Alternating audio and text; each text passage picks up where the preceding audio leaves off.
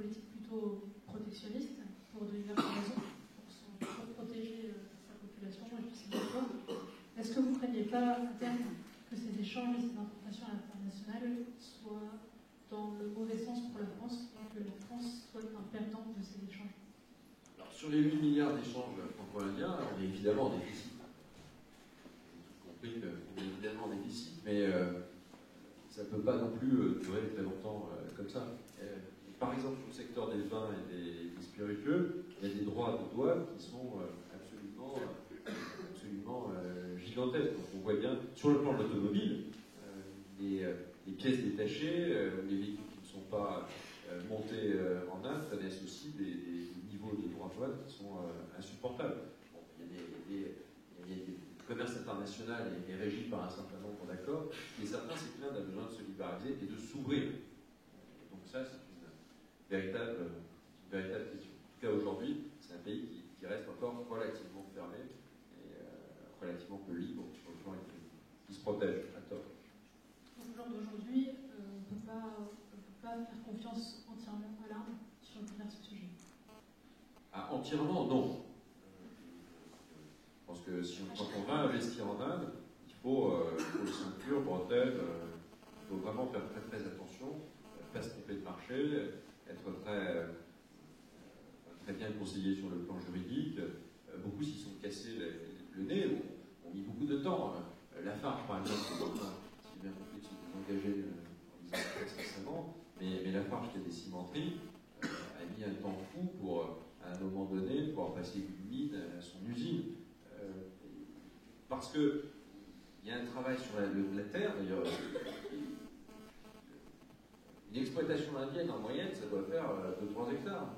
C'est complètement, c'est rien, c'est une agriculture ouvrière, dans la plupart des cas.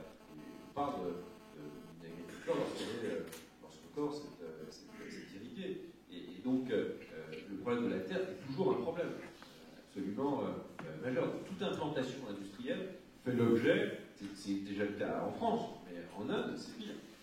Fait l'objet de beaucoup de complications et de discussions. Vous ne créez pas les choses comme ça. Alors, il y a des États qui réagissent de façon extrêmement positive et puis des États qui réagissent moins positivement. Mais il y a un vrai problème de législation, de bureaucratie. Et d'ailleurs, l'Inde descend plutôt dans le classement, et les classements des pays en fonction de leur compétitivité. L'Inde a plutôt tendance à descendre, alors qu'on aurait pu espérer que, compte tenu des réformes qui se sont faites il y a à peu près une vingtaine d'années, c'est le contraire.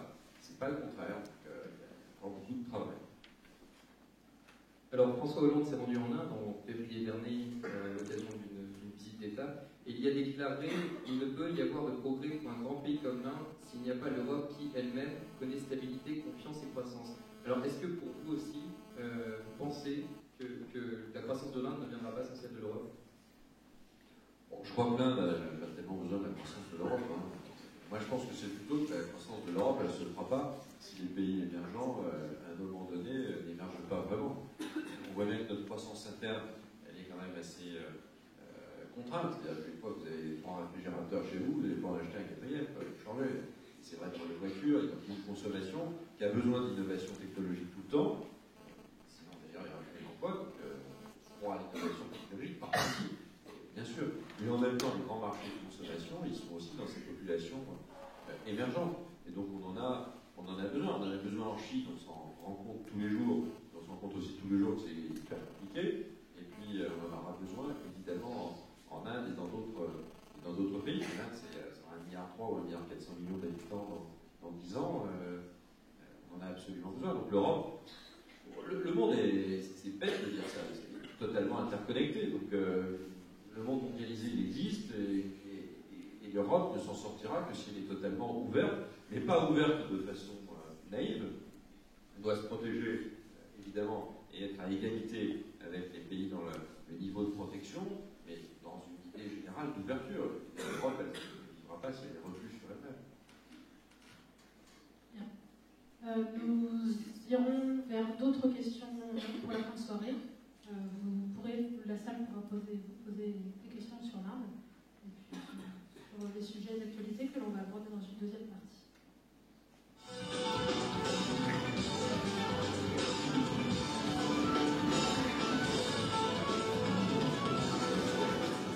nous allons donc commencer cette partie consacrée à l'actualité politique et économique par un sujet brûlant d'actualité qui a fait les gros titres ces derniers jours, le conflit syrien. Alors on l'a vu, la France se retrouve aujourd'hui assez isolée sur la scène internationale, à la botte des États-Unis, en prenant longtemps une intervention militaire ciblée en Syrie, que l'UMP avait approuvée en quelque sorte au début d'ailleurs, et que François Hollande n'a pas démenti hier aux 20h de TF1 d'ailleurs. Aujourd'hui, les Français sont un peu perdus, ils ne savent pas trop quoi penser de cette guerre. Selon vous, quelle attitude la France doit-elle adopter en Syrie? C'est l'attitude, de toute façon, pas le choix, je trouve. On voit bien qu'il y a eu une évolution, peut-être un peu imprudente des choses. Hier, le président de la République, au fond, a dit ce que beaucoup disaient depuis déjà quelques semaines, c'est que oui, il faut privilégier la voie diplomatique. C'est pas parce qu'on a peur que le truc de dire on est munichois ou pas munichois, parce qu'on décide d'aller en guerre ou pas en guerre. C'est gentil, mais enfin, c'est pas tout à fait le sujet. Le sujet, c'est de savoir pourquoi on y va, comment on y va, quels sont les dégâts collatéraux, comme on dit, qu'est-ce que ça donne. Il y a beaucoup de sujets qui doivent être abordés. Au fond, quelle est l'efficacité? Donc maintenant, on est revenu un peu à la réalité, c'est-à-dire une diplomatie plus active qu'elle n'a été, menée notamment par les Russes et les Américains. L'idée que, évidemment, l'emploi d'armes chimiques est interdit par les traités internationaux, il est inacceptable sur le plan humain. Évidemment, c'est une horreur absolue. La guerre est une horreur, mais la guerre chimique est encore plus, le degré des horreurs encore plus élevé. Et puis, la communauté internationale, à partir du moment où il y a des traités, il n'y en a déjà pas tant que ça, à partir du moment où il y a un état de droit international, si on ne le fait pas respecter, il ne reste plus rien. C'était assez logique de monter la pression. Moi, je n'ai jamais été confronté à une pression, mais cette pression, elle doit être d'abord diplomatique. Et elle a été diplomatique, fondée sur risque d'intervention. Je crois que c'était bien de noter qu'il pouvait y avoir une intervention. Enfin, ce qui comptait, c'était d'avoir cette pression diplomatique et de faire lâcher la Russie, qui visiblement a décidé, en tout cas, d'évoluer un peu comme les Américains ont décidé d'évoluer. Donc il y aura ce contrôle des armes chimiques. D'abord, ils admettent qu'ils avaient des armes chimiques, ce qui n'est pas le cas. Il y a un contrôle, une liste, un inventaire de cet armement chimique, après un processus de localisation, de contrôle, et puis de destruction. Mais en principe, qui sont beaucoup plus chimistes que moi ici, il faut beaucoup de temps pour détruire un tel stock. Puis si ça ne marche pas, alors à ce moment-là, on est bien dans le cadre des Nations Unies, on est dans le cadre d'une résolution des Nations Unies, donc il y a bien à ce moment-là une réponse par la force. On oblige dans ce cas-là le pays qui a trompé la communauté internationale à se remettre en règle, donc une réponse par la force. Cette menace doit évidemment être. Alors les Russes commencent à dire évidemment, on n'est pas sûr que c'est pas une réponse, on est sûr que c'est que ça, c'est assez logique. Enfin, si les observateurs de l'ONU peuvent à un moment donné remarquer qu'une résolution n'est pas respectée, à ce moment-là, il y a un cadre légal d'intervention militaire en Syrie et qui peut prendre beaucoup de forme.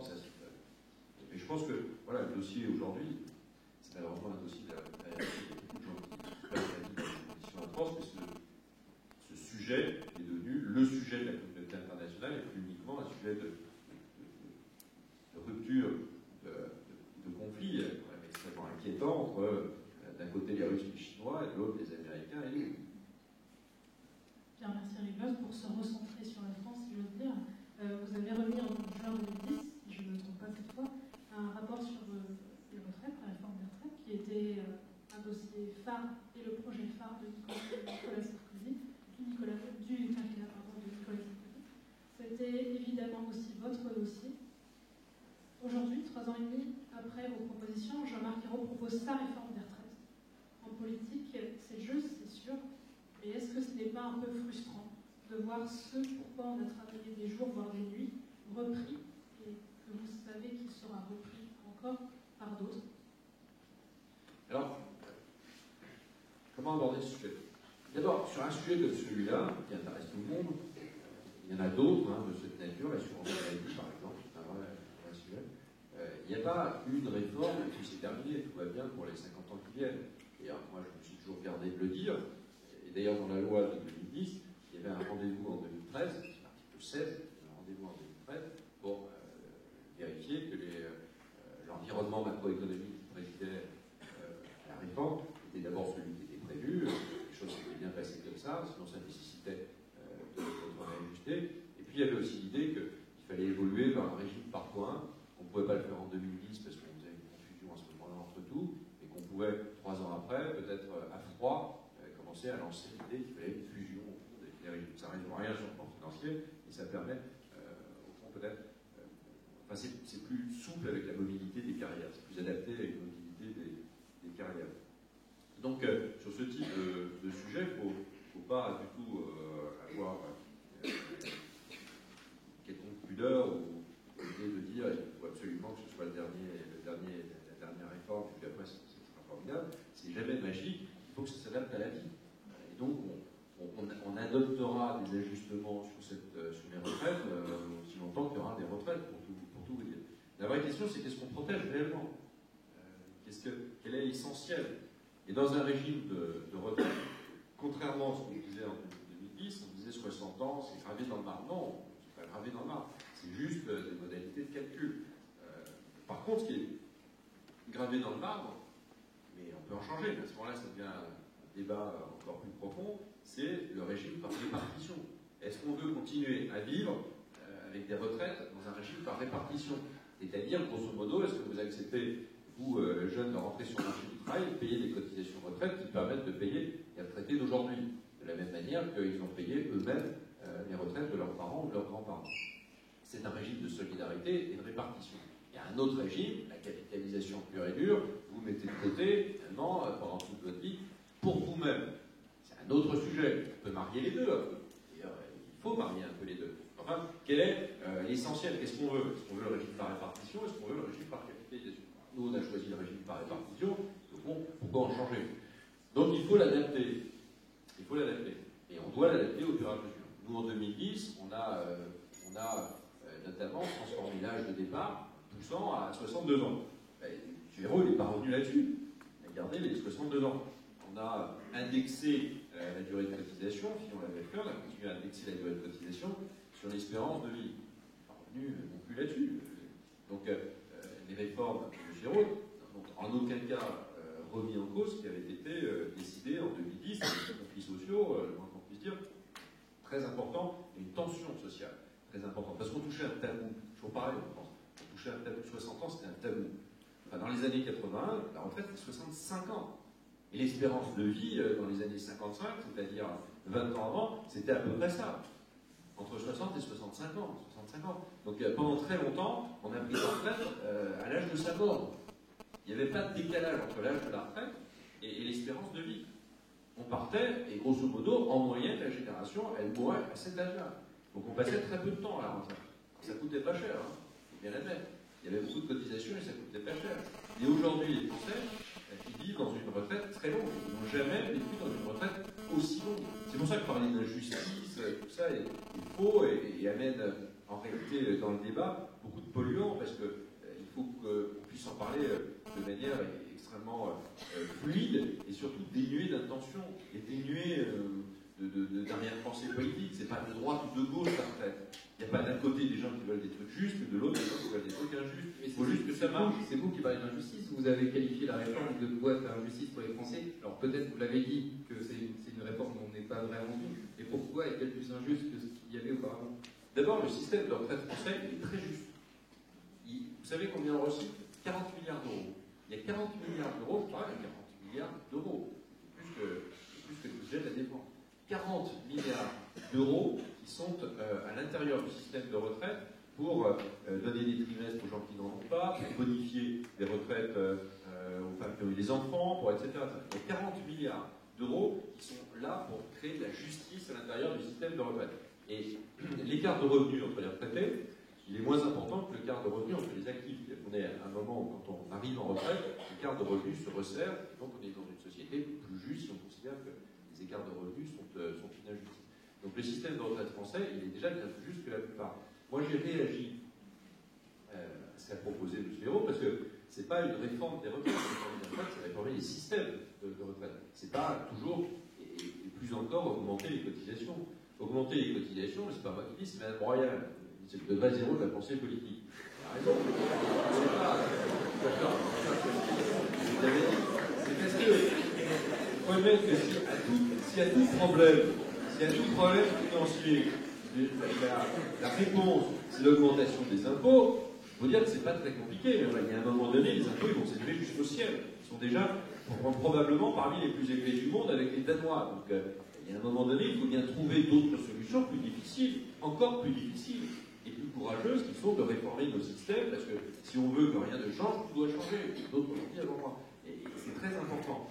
Et j'ai dit ça à propos de la réforme des héros, en dehors même des problèmes de cotisation, c'est que il a dit, il faut faire la pénibilité, c'est-à-dire prendre en compte la pénibilité d'une carrière. Alors, dans la réforme de 2010, je pourrais bien avoir introduit cette notion de pénibilité. Je ne sais pas si ils ont tort, vous ne demandez pas le faire, je l'ai fait quand même, parce que je pensais qu'il fallait quand même prendre en compte la pénibilité d'un métier. Pas le côté anachronique des régimes spéciaux, qui là doivent être, on doit continuer évidemment à les réformer, mais réfléchir à la pénibilité d'un métier. Et on avait mis la médecine du travail en réalité en tant que juge de paix, parce que je pense qu'il faut un filtre médical pour juger, sur un certain nombre de critères, de la pénibilité, donc de l'usure prématurée de quelqu'un par rapport à quelqu'un qui a travaillé dans des conditions moins difficiles. Et à ce moment-là, vous pouvez partir 2 ans plus tôt à la retraite, c'est énorme, hein, à cet âge-là. C'est 2 ans de vie pleine, c'est tout à fait énorme. Donc vous ne pouvez pas le faire n'importe comment, parce que sinon c'est injuste. Pourquoi votre voisin il va partir à 60 et pourquoi vous allez partir à 62? Et dire, je ne comprends pas. Donc il faut vraiment qu'il y ait des critères objectifs. Et le simple critère que veut employer le gouvernement de Hérault, qui est de dire on va accumuler des points en fonction de l'exposition à des substances toxiques, etc., c'est extrêmement injuste. Par exemple, porter des charges lourdes, c'est dans les critères de pénibilité. Bon. Alors c'est combien charges lourdes? Pour M. Teddy Riner, par exemple, c'est combien? C'est plus que peut-être pour vous, ou pour moi, pas sûr, je ne sais pas. Est-ce que porter 20 kilos, c'est lourd ou pas? Est-ce que c'est 25? Est-ce que c'est 27? Est-ce que c'est 30? Combien de fois par jour? Combien de fois par jour? Donc on voit bien que vous ne pouvez pas tracer une carrière comme ça. L'ouvrier du bâtiment, il y en aura qui porteront beaucoup et d'autres qui ne porteront pas. Mais comme vous n'arriverez pas à tracer totalement tout cela, il y a un moment donné, vous allez simplifier comme on fait en France, et vous allez vous dire, ben, c'est un problème de métier. Et donc les ouvriers du bâtiment ont des carrières pénibles par rapport aux ouvriers de l'informatique. Ben, peut-être, mais peut-être pas tous les ouvriers du bâtiment, et peut-être que certains employés du secteur informatique, ils vivent aussi une forme de pénibilité. Et comme vous classerez les choses comme ça, vous créez des régimes spéciaux, ceux qu'on veut justement combattre. Et vous aurez 20% ou 25% des Français qui partiront bien avant les autres à la retraite, ce que ne fait aucun pays au monde, dans des conditions, je pense, qui ne sont pas des conditions justes. Je pense que les conditions justes, c'est de regarder ce qui se passe, c'est d'affiner les choses, c'est d'avoir des critères à un moment donné médicaux. Ça ne résout pas tout, mais ça résout au moins une partie. C'est pour ça que j'ai dit que c'était une boîte à injustice, parce que vous allez créer des régimes spéciaux, alors que le principe, ce serait plutôt de ne pas les créer, mais plutôt de les supprimer pour que tous les Français soient égaux dans la retraite. Ce n'est pas encore tout à fait le cas. Nous, on a beaucoup fait. On est les seuls à avoir fait des réformes de retraite. Et à chaque fois, on s'en est pris plein la figure. Ils n'ont jamais été votés par l'opposition. Et aujourd'hui, ils arrivent comme une fleur en disant c'est prêt, on va tout changer. En réalité, ils ne changent rien. Ils reprennent les réformes d'avant, ils disent elles sont injustes, mais on les garde quand même. Et puis, ils disent on ne va pas augmenter l'âge. Alors, augmenter l'âge, c'est une bonne manière de réformer le système de retraite parce que tous les pays du monde l'ont fait comme ça. C'est très injuste par rapport aux étudiants de considérer qu'il faut augmenter que la durée de cotisation. Parce que si vous réglez le système de retraite uniquement par la durée de cotisation, c'est-à-dire que celles et ceux comme vous qui rentrez plus tard sur le marché du travail parce que vous avez fait des études, et parce qu'on vous dit évidemment que la France elle s'en sortira que s'il y a des gens compétents et qualifiés, ce qui nécessite évidemment des études, et bien vous allez rentrer tard sur le marché du travail, vous allez vous payer 43, 44 ans, 45 ans de cotisation. Et ça, vous allez vous dire, c'est pas possible. 23 ans, 24 ans, 44 ans, ça me fait prendre la retraite à 68 ans. C'est pas une bonne manière de faire. Voilà. Pour continuer sur les projets de loi du gouvernement Hérault, je me permets de vous arrêter. La semaine dernière, il y a eu un projet de loi qui a été rejeté, qui est celle de cumul des mandats. Alors, vous êtes Pierre Comi, député de circonscription. Qui a été rejeté au Sénat. Rejeté au Sénat, oui, tout à fait. Vous êtes ministre du gouvernement Fillon. Est-ce que vous êtes favorable ou non à cette loi? Moi, je suis favorable au cumul des mandats. c'est pas très démagogique de dire ça, mais je trouve que c'est présenté de façon honteuse. Je vois des journaux qui parlent de cumulard, etc. C'est très gentil, enfin, il y a beaucoup de gens qui cumulent différentes professions, différentes responsabilités. Ceux-là, ils ont la possibilité de le faire. Et je ne vois pas pourquoi c'est scandaleux de cumuler 2 mandats. 2 mandats. Si on n'est pas de faire plus que 2 mandats. Avant, on pouvait cumuler 25 mandats. Je remarque que ceux qui demandent qu'on cumule plus sont ceux qui ont cumulé le plus. Le plus. Le champion du cumul des mandats, c'est M. Hérault, M. Hollande. Il y en a beaucoup à droite aussi. Hein. Enfin, c'est assez facile de considérer qu'à un moment donné, c'était très très important. Tout d'un coup, donc on est en réalité dans un débat qui est un débat assez pédagogique. Je pense que si on veut des députés à temps plein, qui ne font que ça, alors à ce moment-là, il faut aussi, pourquoi pas, mais à ce moment-là, il faut aussi réformer les pouvoirs du Parlement, donner aux députés de vrais moyens de travailler, ceux qui n'ont pas. Par rapport au gouvernement, ils n'ont strictement aucun moyen. Donc il faut qu'il y ait des moyens de travailler dans de bonnes conditions. Peut-être réduire le nombre de parlementaires d'ailleurs, mais donner plus de moyens de travail, enfin, remonter le niveau du Parlement. Les parlementaires, ça ne serait pas réduire le niveau des compétences. Et la diversité des compétences de chaque parlementaire, à l'image de Bruno Le Maire qui citait je renouveler la classe politique française. Oui, il faut renouveler, mais c'est aux électeurs de la renouveler. En général, je remarque que les gens de 40 ans, ils veulent renouveler, mais quand ils ont 50, ils ne veulent plus renouveler. Il faut renouveler, elle se renouvelle d'ailleurs. Renouveler et rajeunir. Rajeunir, mais Bruno, il ne serait pas député s'il n'avait pas rajeuni, Laurent Wauquiez non plus, ni Nathalie Cohen. Il y a un renouvellement naturel de la classe politique, et heureusement, mais il faut trouver des candidats, ça ne se fait pas comme ça. Et puis, au fond, elle doit être à l'image de la société française aussi. Les jeunes n'ont pas nécessairement raison parce qu'ils sont jeunes. Il faut remarquer ça. Hein. Il faut de tout, il faut tous les âges. Puis à un âge, il faut arrêter, c'est sûr. Mais il faut arrêter toutes les professions d'ailleurs. Il y a un moment donné, ça s'appelle la retraite. Et aussi, le peuple est impossible. Non, moi je pense que c'est un très mauvais débat, parce que c'est un débat qui en réalité oppose. La classe politique devient quelque chose de pas terrible, un peu corrompu, un peu cumulard, l'intérêt général est très loin. Et puis de l'autre, il y a la société française qui, elle, est vertueuse. C'est pas aussi simple que ça, en réalité. C'est pas aussi simple que ça. La transparence vaut pour tous. Et je considère que la classe politique française est assez transparente, contrairement à ce qu'on veut bien dire. Alors, Eric, vous étiez le 2 septembre dernier à Arcachon pour la rencontre des amis de Nicolas Sarkozy. Je ne sais pas si Nicolas Sarkozy a envie de revenir. Il laisse à penser que oui. Je pense aussi que aujourd'hui, il y a un projet assez profond de la gauche. Je ne sais pas si ce sera durable, on verra bien. Je pense que la droite n'est pas crédible aujourd'hui, que le travail sur nous-mêmes n'a pas été totalement fait, qu'on a réussi plein de choses, qu'on a échoué sur d'autres choses, qu'il y a sûrement une évolution à trouver, et ça ne se fait pas à coup de leçons morales, ou de jeunisme, ou de vieillisme, ou je ne sais quoi. En tout cas, il faut qu'il y ait un vrai travail sur nos projets, et sur notre crédibilité aussi à les porter. Et on aura besoin de tout le monde. De l'expérience d'un ancien président, l'expérience d'un ancien Premier ministre, en passant par tous ceux qui y ont participé. Et on verra bien en 2017. Il y a en tout cas un dispositif qui s'appelle les primaires, qui au sein de mon parti politique a été voté. Ça a plutôt bien marché pour le Parti Socialiste, c'est un exercice plutôt bon pour le Parti Socialiste.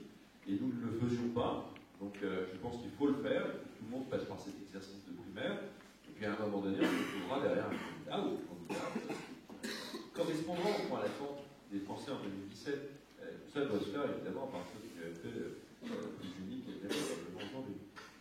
D'ailleurs, à cette rencontre d'Arcachon, on a remarqué l'absence de plusieurs cadres de l'UMP, dont François Fillon.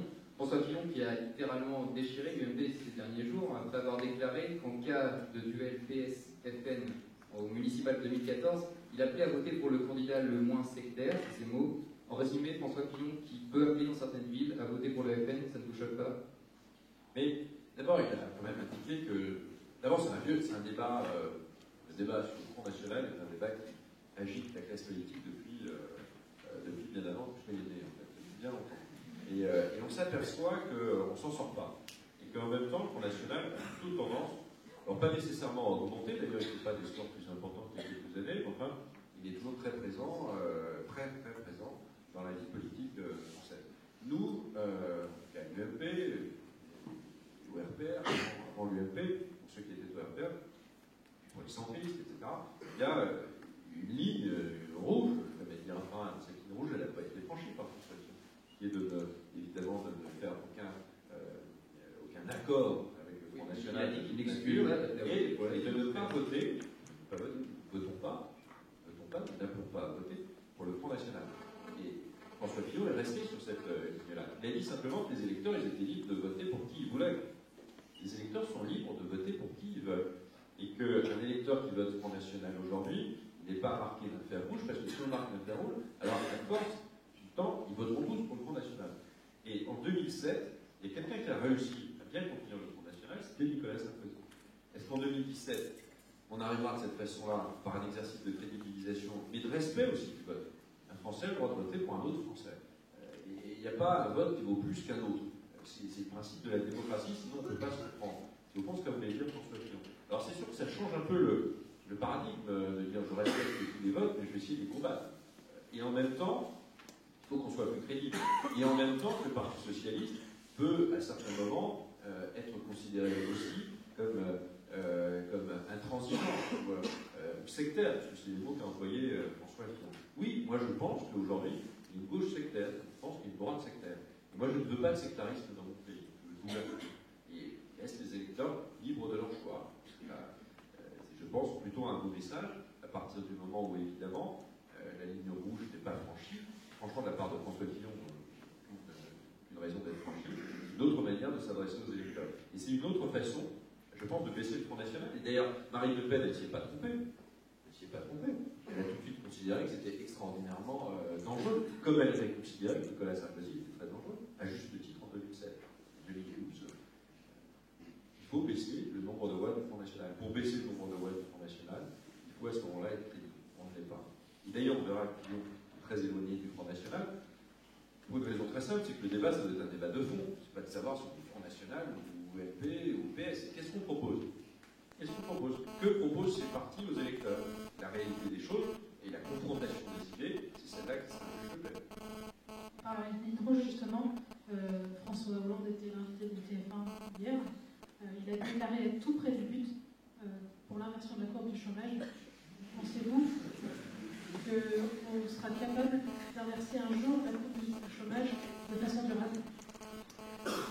Sur le président Hollande hier, il a dit des choses très justes en réalité. Oui, mais c'est pas un but très compliqué. La préfecture de l'Oise, le préfet, il s'arrache les cheveux à embaucher des contrats d'avenir. Donc, c'est pas un but très difficile. On voit bien que la démographie, si vous faites le jeu de la démographie, c'est-à-dire des gens qui rentrent sur le marché du travail, le jeu de ceux qui en sortent d'un ménage sur les statistiques de Pôle emploi, plus d'une arrivée massive de contrats aidés, contrats d'avenir, contrats de génération, enfin, toutes ces générations de contrats, au fond, qu'on a tous utilisés. Il y en avait à peu près 350 000, je pense, au gouvernement de Sarkozy, il y en a 450 000 aujourd'hui. Donc, en tout cas, la volonté, c'est d'aller à 450, c'est 100 000 de plus. Donc, tout ça, ça enlève des gens du marché de l'emploi. C'est pas pour ça que ça crée durablement les conditions d'une France qui recrée de l'emploi. Et d'ailleurs, au fond, il a un peu dit hier, il dit, ouais, mais alors si c'est uniquement dû au contrat aidé en fin d'année et que ça repart après, c'est pas tout à fait ça que je veux. Enfin, il voit le danger. Il voit le danger d'une inflexion de la courbe. Vous parlez d'une ambition. Enfin, l'ambition, c'est de baisser le chômage. Une inflexion de la courbe du chômage pendant un mois. C'est pas un concours auquel tout d'un coup on dit, ah, t'as raison, t'as bien répondu à la bonne question. Pour répondre à tout, c'est quand même l'avenir de la France qui est en cause. Donc, pour faire ça, il faut plus de 1,5, 2% de croissance. Il faut faire des réformes structurelles. Et les réformes structurelles, on nous a donné 2 ans de plus. On nous a donné 2 ans de plus pour ne pas respecter nos déficits publics. Ces 2 ans de plus doivent être utilisés à réformer structurellement notre pays. La première des réformes structurelles, c'était la retraite, c'est pas une réforme structurelle. On se pose des questions. Mais pas vous toutes, les Européens se posent des questions. À l'issue de ces 2 ans, on aura une courbe de chômage inversée. Durablement. Et je suis comme vous tous, j'imagine, le premier à le souhaiter. Je ne crois pas aujourd'hui que les réformes qui soient mises en place soient des réformes qui puissent durablement et solidement amener de l'emploi en France. Sur la compétitivité des entreprises, parce que c'est le cœur de l'histoire, elle est aujourd'hui maltraitée. Je peux développer si vous voulez, mais je sens qu'on n'a pas le temps. La fiscalité est à un niveau assez élevé, c'est le moins qu'on puisse dire, c'est pas moi qui le dis, c'est le ministre de la fiscalité lui-même. C'est Moscovici, enfin, le pompier pyromane, il dit ras-le-bol fiscal. peut-être, c'est comme une fois qui porte les lois de finances. Hier, M. Hollande a sans arrêt évoqué de nouveaux impôts pour dire qu'il ne les ferait pas. J'aurais pu augmenter la CSG, je ne l'ai pas fait. Formidable nouvelle. J'aurais pu rater mon examen, je ne l'ai pas raté. Non, c'est pas ça. Et puis en même temps, il a indiqué qu'il protégerait les Français contre les impôts qu'il a lui-même créés. Machin qui tourne un peu comme ça. Tout le monde en a fait des impôts, notamment en sortie de crise. Mais pas à ce niveau, pas dans ces conditions, et pas en considérant que l'impôt est un système de punition. C'est pas un système punitif, l'impôt, c'est un système de financement. C'est assez différent. Et donc il faut bien financer nos services publics, mais il faut aussi réformer nos services publics. La réforme de l'État est totalement en panne. Elle est complètement en panne. Il faut la réformer. Peut-être supprimer les départements, il faut bouger, il faut continuer la RGPP, peut-être autrement, bien sûr, évidemment. Il faut en tirer les conséquences, tirer les erreurs qui ont été faites. Tout ça doit être fait, mais dans un vrai débat, sur le fond. Bien, merci Eric Woerth. On va passer à la troisième partie de cette soirée. On vous remercie. Un timing un peu serré, donc on prendra les questions par la suite du public. Vous pourrez rebondir sur ce qu'Eric Woerth a dit ou sur d'autres questions. On va juste se prêter un petit quiz dans les questions du public humoristique.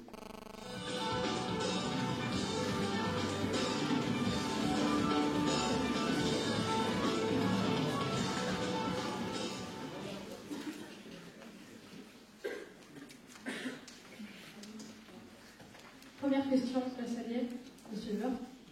Si vous étiez admis à la salle, quelle spécialité choisiriez-vous? Le choix entre agriculture, alimentation et santé et géologie. Faites attention à ça. Vous avez un peu plus. Je choisis médecine. Dans la géologie, parce que j'aime bien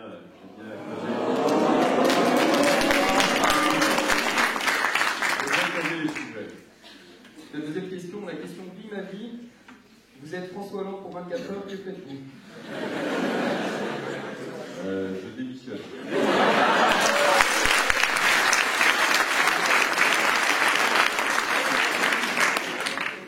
Pour la troisième question, vous êtes sur le répondeur de François Fillon. Veuillez laisser un message après le but.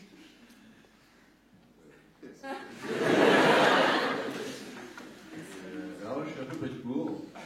Ici, François Fillon, n'hésitez pas à laisser un message, je vous rappellerai immédiatement. Donc non, vous laissez des messages à François Fillon. Ah oui, c'est moi qui l'ai laissé. Non, je ne sais pas, parce que...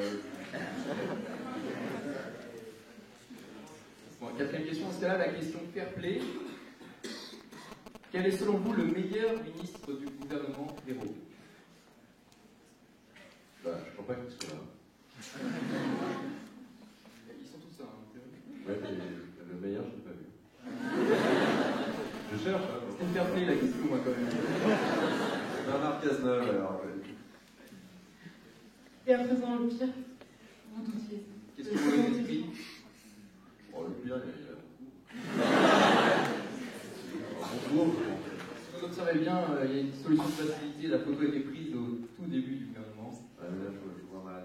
Non, mais pour moi, c'est bon. Ouais.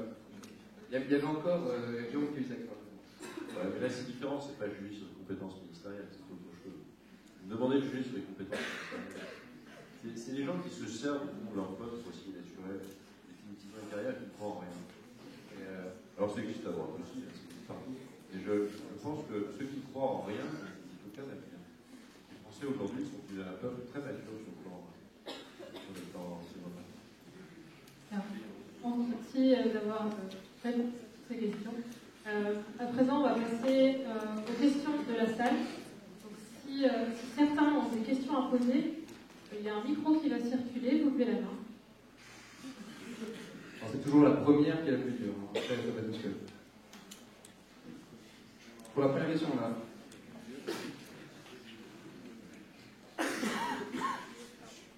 Bonjour Monsieur Woerth. J'aurais une question par rapport au thème de la Syrie. En fait, traditionnellement, la France a toujours reconnu et respecté la légitimité de l'ONU.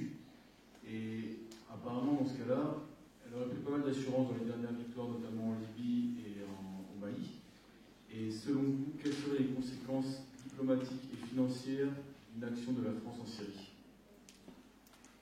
Moi, je ne suis pas opposé à une action, parce que je pense que si on n'a pas l'autorité nécessaire pour faire respecter le semblant d'égalité internationale qui régit ce monde, et je sais qu'on a des progrès à faire, c'est sûr que c'est la porte ouverte à tout.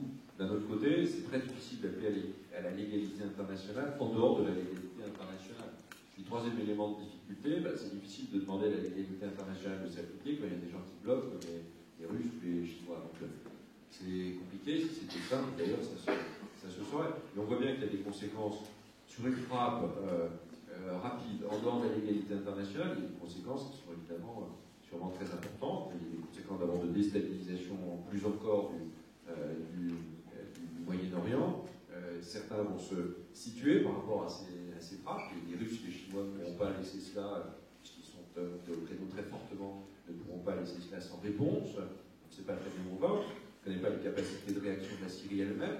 Elles peuvent être extraordinairement manipulatrices et vicieuses. Vous entendez très peu Israël d'ailleurs sur le sujet et d'autres pays.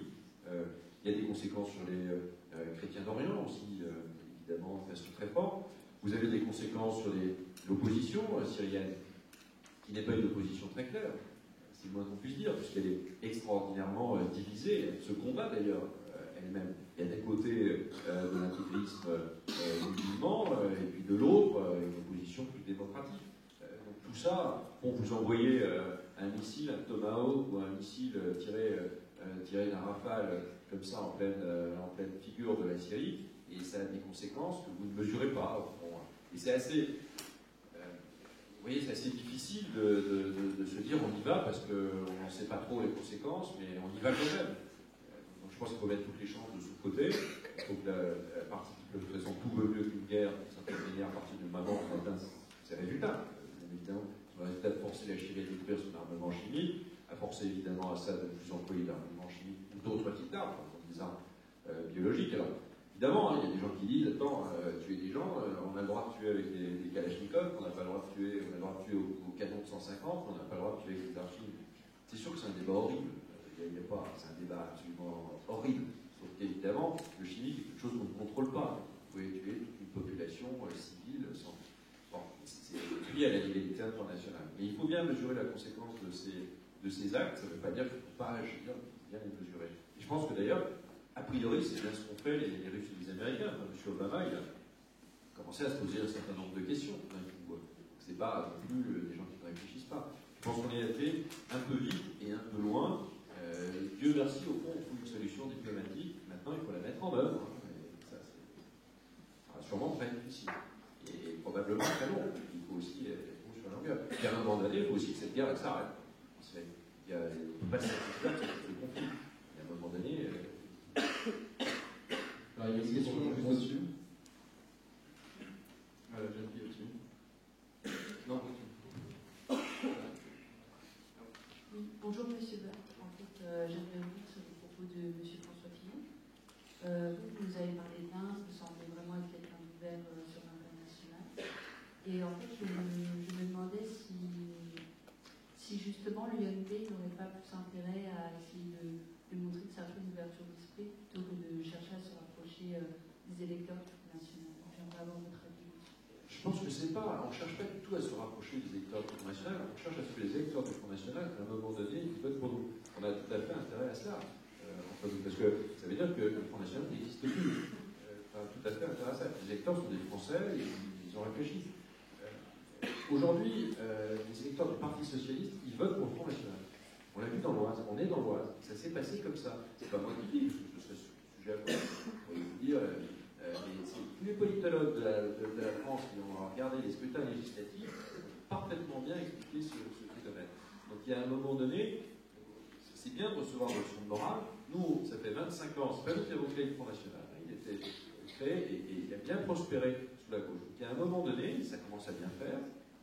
On a notre part de responsabilité, évidemment, et tout ça est vrai, mais en même temps, on n'est pas là pour prendre une leçon de morale tout le temps. Donc le Front National, a priori, ce qui nous fait le plus baisser, c'est quand même plutôt la droite, et c'est Sarkozy. Donc on doit, à un moment donné, être crédible. C'est des électeurs qui sont perdus, pas si perdus que ça, d'ailleurs, ils ont des opinions, à un moment donné, qui sont respectables. Sauf qu'on pense qu'ils se trompent.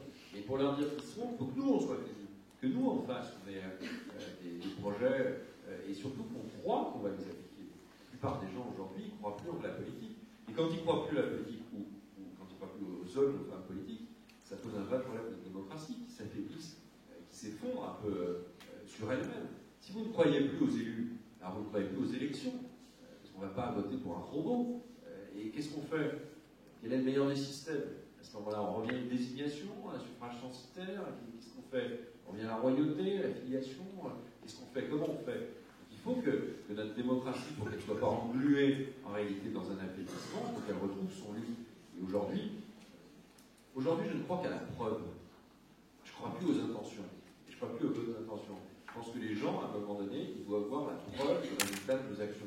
Comme ils le voient dans les communes, comme ils voient, ils doivent le voir aussi au niveau national. Une France qui arrête de s'enfoncer, une France qui fait ce qu'elle dit, une France qui rayonne un peu plus qu'elle ne rayonne aujourd'hui, une France qui soit dans un rapport normal avec les entreprises, et normal avec les gens qui gagnent de l'argent s'ils gagnent honnêtement, une France qui pense qu'on peut s'en tirer par le haut et pas par le bas, qu'il n'y a pas un nivellement systématique des catégories sociales, mais au contraire que chacun peut s'en sortir par le haut. Enfin, voilà une France dans laquelle on est envie de vivre, ouverte, rayonnante, un peu flamboyante. C'est plus le cas du tout. C'est terme. Et c'est ça qui cultive en réalité les sentiments de repli et de peur qui aboutissent à des votes d'extrême gauche d'ailleurs, ou à des votes d'extrême droite. Il y a d'autres questions dans la salle? Fillon d'ailleurs, en France, si je lui avais laissé un message, je leur ai dit est-ce que tu as le téléphone de côté? On va prendre une dernière question de ce côté-là, puis après on ira dans l'autre part. Je ne sais pas si vous avez des questions. Pour continuer sur le FN, vous avez dit que Marine Le Pen avait trouvé l'intervention de François Fillon pas en son avantage, alors qu'à l'université d'été du FN, elle l'a remercié de la lumière médiatique qu'elle lui apporte. Donc, je voulais savoir pourquoi vous disiez ça. D'autant plus que, notamment sous Sarkozy, on a eu un peu du mal à voir l'hostilité de l'UMP par rapport au FN, notamment avec la position de Morane. Mais ça fait 20 ans qu'on nous dit ça. C'est M. Mitterrand qui a fait le Front National. Et à un moment donné, ça commence à bien faire. Ici, les électeurs de gauche, ils ont voté pour la candidate du Front National dans l'élection de Jean-François Marcel. Donc, d'un côté, il y a des plans de son moral, et puis de l'autre, on n'a pas le droit d'en donner. C'est vrai qu'il ne faut pas qu'on en donne, mais en même temps, quand Mme Le Pen se satisfait et se congratule sur l'idée que c'est bien ce qu'a dit M. Fillon, c'est pas du tout ce qu'elle pense. Elle pense que si ça marche, c'est très très dangereux pour elle. Elle va évidemment le railler, elle va montrer que dans son camp, peut-être qu'il est minoritaire sur ce type d'expression, et peut-être qu'il a besoin d'expliquer encore plus sa position, et qu'elle voit bien que c'est les ferments de ce qu'il a fait perdre en 2007. 10 ans après, ça peut se repasser quand même. Donc je ne pense pas qu'il faille croire ce que dit Mme Le Pen. Au contraire, je considère comme un symptôme de peur. Elle va combattre évidemment cette idée-là. Voilà, je pense qu'on a toujours été clair vis-à-vis du Front National. On n'a jamais fait l'alliance, on n'a jamais voté pour le Front National. Et Dieu sait qu'on nous a rabâché ça tout le temps. On a perdu nombre d'élections à cause de vous. Qui perd des élections à cause du Front National? C'est la gauche, vous plaisantez? À part Jospin. C'est la gauche. C'est les triangulaires. Qui perd dans les triangulaires? C'est la droite qui perd dans les triangulaires. C'est pas les autres. Qui va au champ d'honneur et se fait tirer une balle dans la peau? C'est nous. C'est pas la gauche. Donc à un moment donné, ça suffit. C'est votre question, peut-être autre que le Front National, je pense qu'on a l'habitude de se faire maintenant. Peut-être de l'autre côté, parce qu'on a très très peu de temps. À droite, vous posez des questions.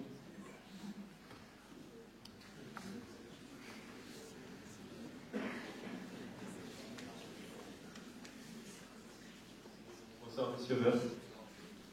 Quand on s'intéresse à la politique économique qu'a menée le gouvernement de François Hollande depuis qu'il est au pouvoir, on peut voir qu'il a augmenté les impôts et au final la croissance n'a fait que s'affaiblir.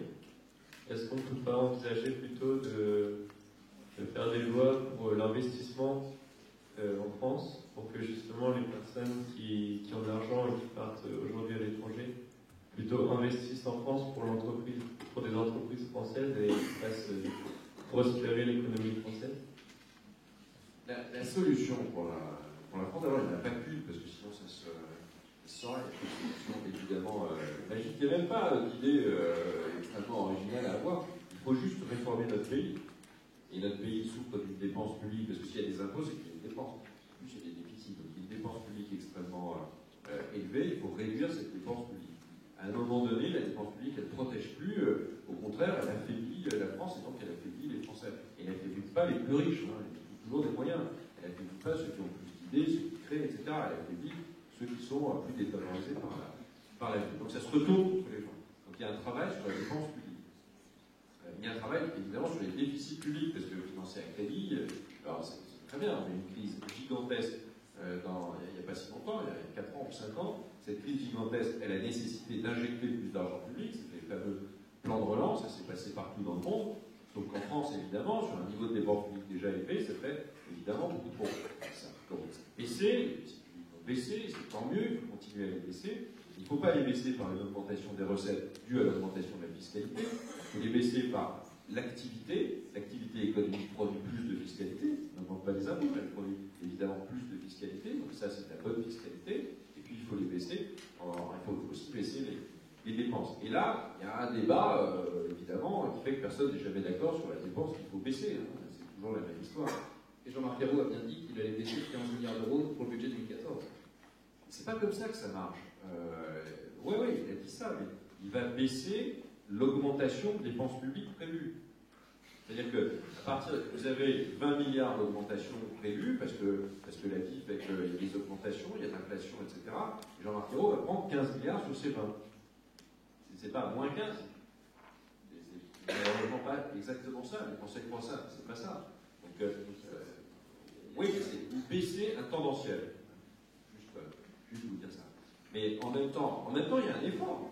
Je ne conteste pas l'effort. Je pense que réellement, il y a une volonté de baisser la dépense publique. Mais je pense qu'ils ne savent pas comment. Parce que c'est contraire à toute opinion de gauche. Et que quand on regarde la dépense, soit vous êtes sur les prestations sociales, vous avez 550 milliards d'euros de prestations sociales. Donc, moi, j'en ai pas vu qui baissait, je n'ai vu que des propositions d'augmentation. Vous avez l'éducation nationale, qui est la première dépense publique, elle est sacralisée. C'est pas un problème de moyens, l'éducation nationale, c'est vraiment un problème d'organisation. C'est pas du tout un problème de moyens. Le nombre de fonctionnaires est stabilisé, on ne le baisse plus. Les départements, les régions, les communes, les intercommunalités, on les garde. On en crée même une nouvelle communauté urbaine, une communauté de, comment on appelle ça, en tout cas, ils ont créé une nouvelle forme de collectivité locale. Et donc Ayrault, il dit, je vais faire 2% sur les frais de fonctionnement. Et si vous faites 2% sur les frais de fonctionnement, sans réformer, c'est comme l'entreprise qui fait 2% sans réformer. Et à un moment donné, vous ne savez plus faire. Vous avez les mêmes missions, les mêmes difficultés, les mêmes responsabilités, les mêmes implantations, la même organisation territoriale, et on vous dit, tu fais 2, puis 2. Et à un moment donné, je veux bien, il faut réformer les politiques publiques, il faut réformer l'organisation du secteur public. Nous, on a beaucoup fait dans l'organisation, on a moins fait dans le contenu des politiques publiques, à cause de la crise. Donc il faut continuer là-dessus. Aujourd'hui, on ne voit rien, il n'y a rien du tout de cela. Je ne suis pas le seul à le dire, je la suspecte, je suis dans l'opposition. Et écoutez ce que disent les économistes, ce que disent les observateurs extérieurs. C'est un vrai problème. Et la réponse de la France, c'est dans la compétitivité des entreprises. C'est retrouver la compétitivité de nos entreprises. Ça fait 10 ans qu'on la cherche, on ne l'a pas retrouvée, on l'a retrouvée. Bien, pour conclure, on va prendre une dernière question. Devant le jeune homme en rouge.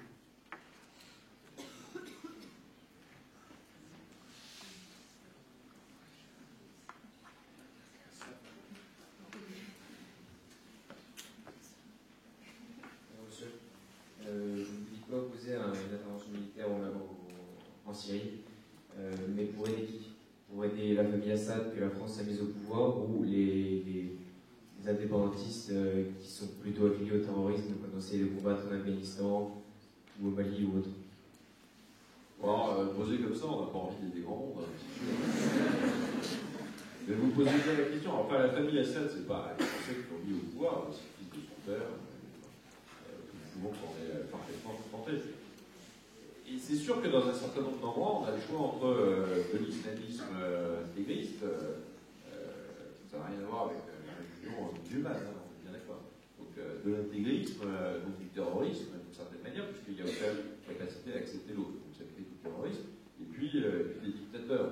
C'est évidemment assez compliqué de faire ce choix. Ça a d'ailleurs été le drame, enfin c'est toujours le drame. Merci.